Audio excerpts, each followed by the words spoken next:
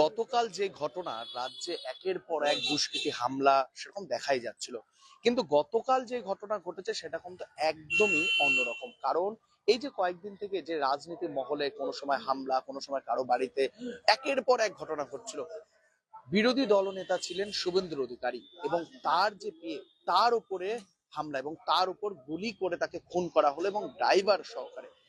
এই রাজ্যে এই ঘটনা আবারও কি রক্তাক্ত হচ্ছে? এবং এই যে এতদিন বহুদিন থেকে বিজেপির কর্মীদের ওপর আক্রমণ চালানো হতো, বিজেপির কর্মীদের বাড়ি থেকে বের করে রাখা হতো এবং অনেক সময় অনেক সমস্যা, অনেক গন্ডগোল, অনেক মারপিট, অনেক খুন, এরকম ঘটনা ঘটেছে।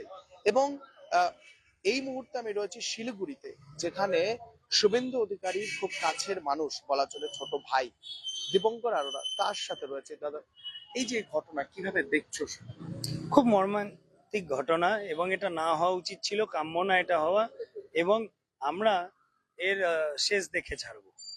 কোনো ক্রিমিনাল দেখুন বাংলায় আর ফ্রিলি ঘুরে বেড়াতে পারবে না, হয়তো জেলের ভেতর হবে, নাহলে ইনকাউন্টার হবে, ঢেকে থাকতে পারবে না কেউ। কেন আমাদের পলিসি খুব স্ট্রেট।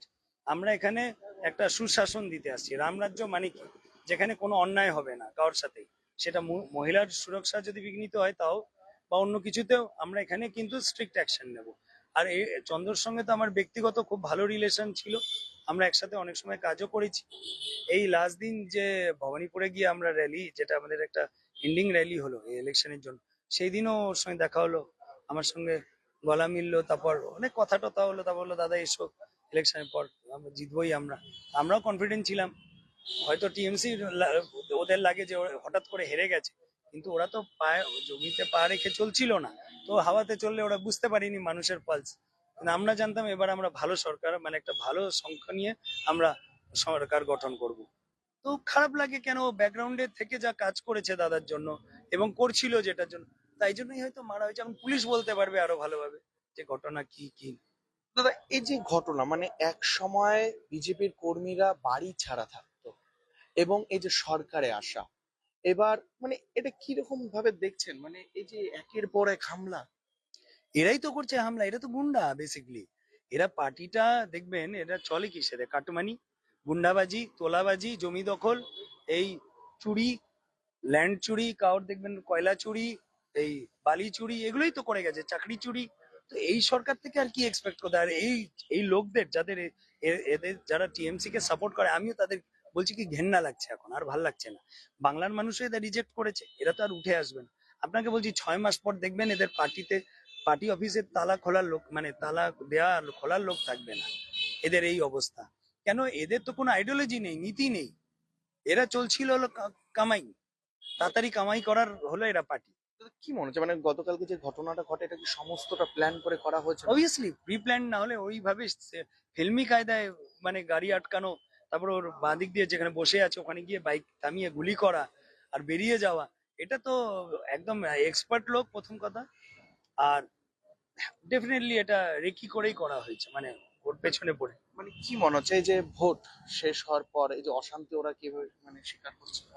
আপনি দেখুন না, নির্লজ্জ মুখ্যমন্ত্রী, মানে এখন তো আর মুখ্যমন্ত্রী নেই উনি, কিন্তু উনি রেজিগনেশন দিতে চাচ্ছেন না। উনি একটা চাচ্ছেন একটা অরাজকতা একটা সৃষ্টি হোক, বাংলার মানুষ যাতে আর এই বিজেপি গভর্নমেন্টের ওপর একটা, মানে হয় না, একটা নেগেটিভ একটা থট আসুক, এটাই চাচ্ছেন উনি। উনি এই জন্য একটা চাচ্ছেন পলিটিক্যাল একটা কনস্টিটিউশনাল ক্রাইসিস, সব রকম উনি চাচ্ছেন। উনি তো বাংলাটাকে বরবাদ করে দিয়েছে, ভাতাজীবীদের পরিণত করেছে ছেলে মেয়েদের, মহিলাদের। তো এখানে উনি তো না কোনোদিন কোনো দেখবেন যে চাকরির সন্ধান দিয়েছেন, না কিছু দিয়েছেন। তো উনি নেগেটিভ পলিটিক্স করেছেন, আবার নেগেটিভ করছেন, আর উনি ভাবছেন যে উনি করলেই হবে। বিজেপি কিন্তু এটা বিজেপি সরকার, ওনাকে শেষ করে দিয়েছে 2বার হারিয়ে। এরকম পুরো ইতিহাস নেই আমাদের পুরো পার্লামেন্টারি সিস্টেমে যে একটা मुख्यमंत्री 2 বার हार्छ। नर्स बन्ने सपना देख्नु भएको छ? अब पूरा गर्नुहोस्। Adan institute of nursing science, Sisabari, Champasari, Siliguri. सजिलो ब्याङ्क लोन र किस्तीमा भुक्तानी पनि, स्कलरसिपको सुविधा, हस्टेल सुविधा उपलब्ध, क्रेडिट कार्ड फेसिलिटिज पनि। पश्चिम बङ्गाल सरकारद्वारा मान्यता प्राप्त।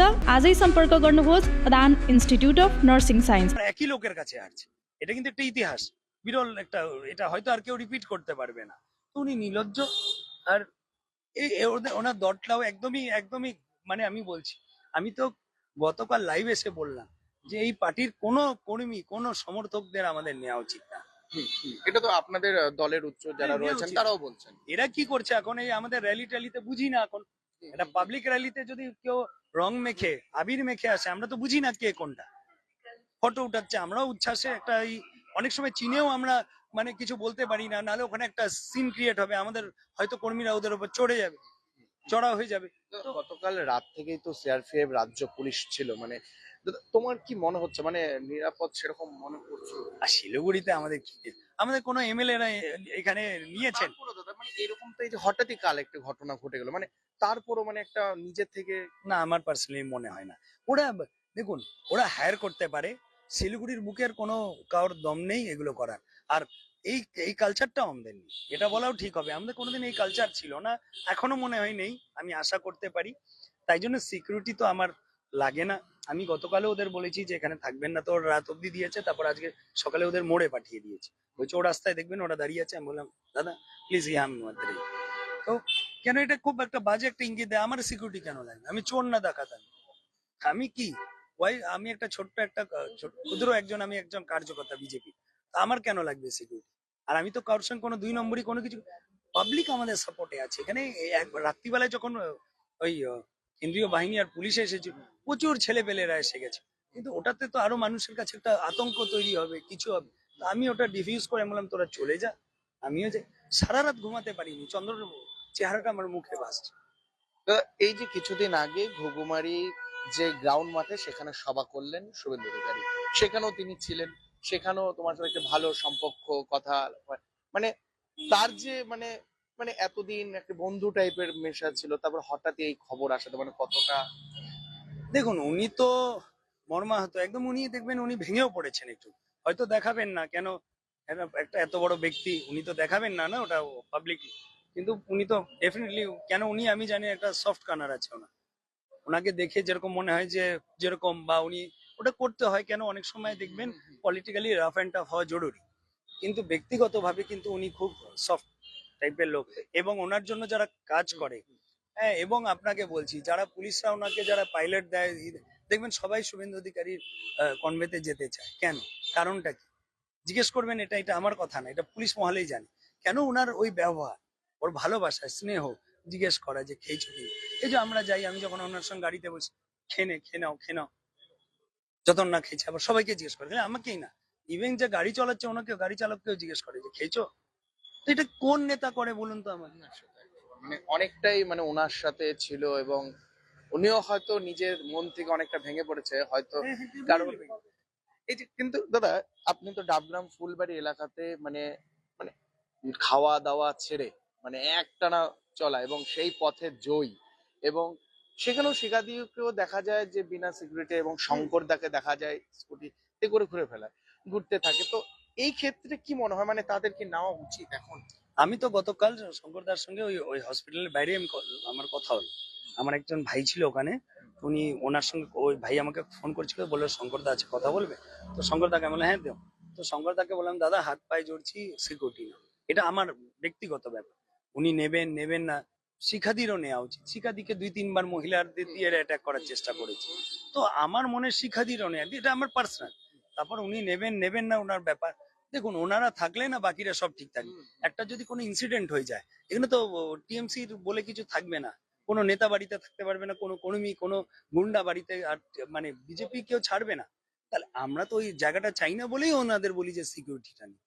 আজকে কি তাহলে কলকাতা যাওয়া হচ্ছে? এই তো দেরি হয়ে গেল, যাবো আপনি বেরাবো, ওখানে হসপিটালে যাওয়া হবে? হ্যাঁ যদি ওটা যদি কাজ যদি ঘাটের কাজ না হয় অবশ্যই যাব, নাহলে দাদার সঙ্গে পরে দেখা। কখনো থাকা হবে? হ্যাঁ হ্যাঁ অবশ্যই, ওটার জন্যই যাওয়া। ঠিক দীপঙ্কর আরোরার সাথে কথা বললাম, তিনি বললেন যে ডাবগ্রাম ফুলবাড়ির বিধানসভার যে জয়ী শিখা চ্যাটার্জি তারও সিকিউরিটি নেওয়া খুবই প্রয়োজন, তার সাথে সাথে শিলিগুড়ি বিধানসভার যে জয়ী শঙ্কর ঘোষ তারও সিকিউরিটি নেওয়া খুবই দরকার।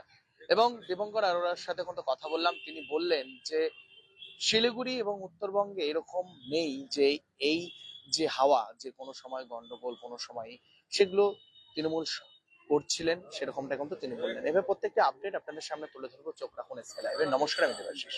इंटीरियर्स प्रीफिक्स्ड कॉस्ट पर सारे ब्रांडेड प्रोडक्ट्स के साथ आपकी शांति के लिए end-to-end hassle-free interiors, डिजाइन से डिलीवरी तक। Selection Furniture and Interior, Sevak Road, Siliguri, For inquiry call 7699736111. Nurse बन्ने सपना देख्नु भएको छ अब पूरा गर्नुहोस्। Adan institute of nursing science Sisabari Champasari Siliguri. यहाँ पाइन्छ 3 वर्षको जीएनएम कोर्स, 4 वर्षको बीएससी नर्सिङ, 100% प्लेसमेन्टको ग्यारेन्टी, साथै सजिलो ब्याङ्क लोन र किस्तीमा भुक्तानी पनि, स्कलरसिपको सुविधा, हस्टेल सुविधा उपलब्ध, क्रेडिट कार्ड फेसिलिटिज पनि। पश्चिम बङ्गाल सरकारद्वारा मान्यता प्राप्त, एफिलिएटेड टु WBNC, WBUHS र INC। आजै सम्पर्क गर्नुहोस् Adan institute of nursing science 8016235569।